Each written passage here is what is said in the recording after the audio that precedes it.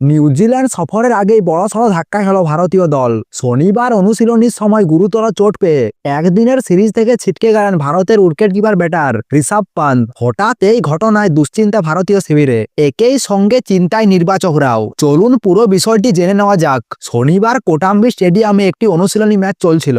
সেখানে ব্যাট হাতে নেমেছিল ঋষভ পান্ত। থ্রো ডাউন জোড়া বল খেলছিলেন তিনি, কিন্তু আচমকা একটি বল লাফিয়ে ওঠে।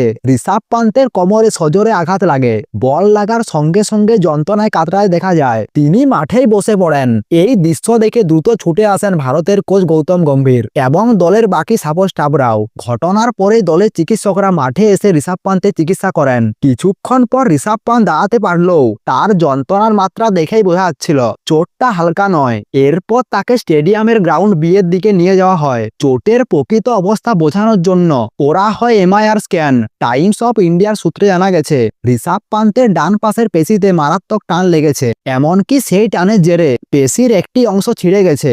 এই চোটের কারণেই নিউজিল্যান্ডের বিরুদ্ধে আসন্ন টি-20 সিরিজ থেকে ছিটকে গেলেন ঋষভ পান্ত। ভারতের একদিনের দলের উইকেট রক্ষক অবশ্য কে রাহুল। তবে সাম্প্রতিক সময়ে ঋষভ পান্তকে ব্যাকআপ নয়, বরং এক্স ফ্যাক্টর খেলোয়াড় হিসেবে ভাবা হয়েছিল, বিশেষ করে মিডিল অর্ডারে আগ্রাসী ব্যাটিং এবং বাঁহাতি কম্বিনেশনের জন্য ঋষভ পান্ত ছিলেন অত্যন্ত গুরুত্বপূর্ণ। এই মুহূর্তে তার ছিটকে যাওয়া ভারতীয় দলের পরিকল্পনায় বড়সড় ধাক্কা। সূত্রের খবর, ঋষভ পান্তের চোট গুরুতর হওয়ায় নির্বাচকরা খুব শীঘ্রই একজন বিকল্প উইকেট কিপারের নাম ঘোষণা করবেন। এই দৌড়ে কারা রয়েছেন?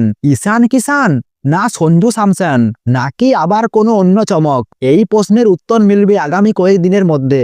কারণ মনে রাখবেন, রবিবার থেকে শুরু হয়েছে ভারত বনাম নিউজিল্যান্ডের একদিনের সিরিজ শুরুর ঠিক আগের মুহূর্তে এমন চোট নিশ্চয়ই ভারতীয় শিবিরের জন্য বড় চিন্তার কারণ।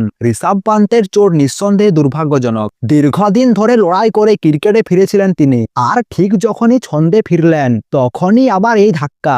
আমরা সবাই আশা করব ঋষভ পান্ত যেন দ্রুত সুস্থ হয়ে মাঠে ফিরতে পারেন।